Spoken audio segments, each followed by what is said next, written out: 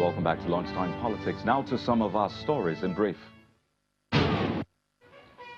President Buhari played host to his counterpart from the Republic of Benin, President Patrice Talon, at the State House. Mr. Talon, who was in Nigeria on a private visit, arrived at the forecourt of the villa and was received by President Buhari and other government officials before both leaders met behind closed doors. The Katsina State government has granted a request by the state branch of the Central Bank of Nigeria to declare a week within the year as Bank Account Opening Week. This is part of measures to encourage people in the state to open bank accounts, thereby achieving 20% CBN's target in the year 2020. Let's now rejoin our guest in Abuja to discuss some of the issues that came up from the People's Democratic Party's emergency meeting. We have Mr. Diran Odeyemi, the Deputy Publicity Secretary of the party, joining us. We'd like to appreciate your time this afternoon. Now, let's begin with this report about increase in nomination form. I'm sure you've gotten a lot of feedback from that. But the question is this: at a time when people are clamoring for a reduction in the cost of governance, this comes up. Don't you think, I mean, it's sort of an opposite? Thank you very much for the question. Is the PDP's internal mechanism of checkmating on serious candidates who perhaps might want to contest for another reason entirely. We have had a situation whereby people aspire simply because they want to trade. And it's only aspirants with serious intention that will be able to afford and pay the 20 million fee. Look at it. In Kogi State, while we are still talking about the forms, I can assure you that as I'm sitting here today, 46 aspirants have come out to say they want to contest for governorship in Kogi State. So the only way the party can manage the situation is to raise the nomination form, the fee, the 20 million to 20 million, so that at the end of the day, it is only people who can afford it that will come out for a serious election. So, Mr. Odeyemi, the question is it now money above quality? Are you saying if you have the money, you're qualified? Let's forget if you're qualified or not. Just bring the money. You're good. We have, in PDP, we are blessed with serious and intelligent candidates. All of them are very brilliant. We have checked we have conducted a kind of a background check on them. And we know that they are capable, they are intelligent, and they have a brilliant intention to govern the states. But the point is, you cannot undermine the situation whereby some aspirants will say, yeah, if it is 1 or 2 million naira, I can afford that. And at the end of the day, trade among themselves for another thing and say, if you want me to step down for you, just give me 10 million naira, which the party frown at. Right. So it's not even about the money, it's about checkmating, separating the boys from the men, as simple as ABC. Okay.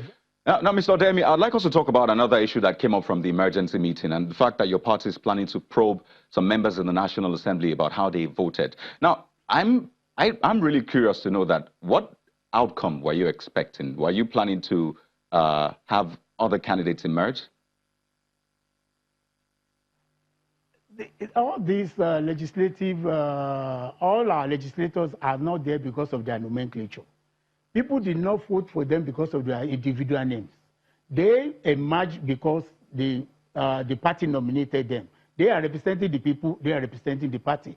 So whenever the party gives an instruction, it behoves on them to obey the instruction. And the instruction was that the party has adopted Ndume and Bago as our candidate for the two legislative arms.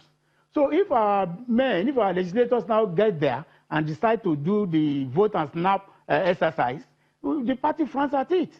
And we just want to investigate that. We want to know the reasons behind that so as to prevent future occurrence. Right, I'll just like to... It's against the democratic norms. When the party gives an instruction and your members disobey it, there should be discipline in the party. Before I let you go, Mr. Odeyemi, I just want to find out. So if you do this investigation and you realize that some of your members are culpable, what will be the way forward? We have a committee in place it is part of the duty of the committee to recommend what the party should do.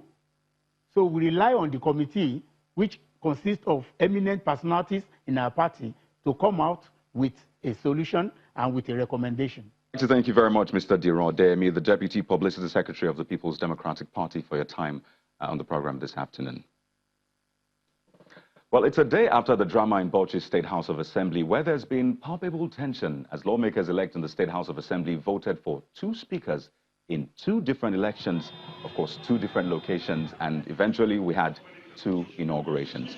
11 out of the 31 elected members met earlier than the scheduled time of 10 a.m., which was slated to have some election conducted, and they elected a speaker.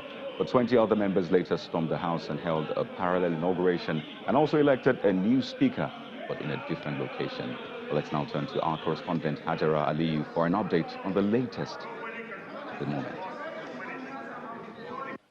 There appears to be calm at the Bauchi State House of Assembly today after the crisis that saw the emergence of 2 speakers yesterday. There is still the presence of security here at the Assembly complex, but the number is less when compared to what we saw yesterday. Right inside our administrative staff going about their normal duties. The chambers remain closed, but no member can be seen around. Friday is not a day they usually sit. The assembly sits Tuesday, Wednesdays, and Thursdays. Maybe that explains why we cannot find any member of the House of Assembly around. But from what we are gathering, most of the members have traveled out of town. And we also gathered that some of them may likely shift camps. During yesterday's sitting by the 11-member speaker, sitting was adjourned until further notice.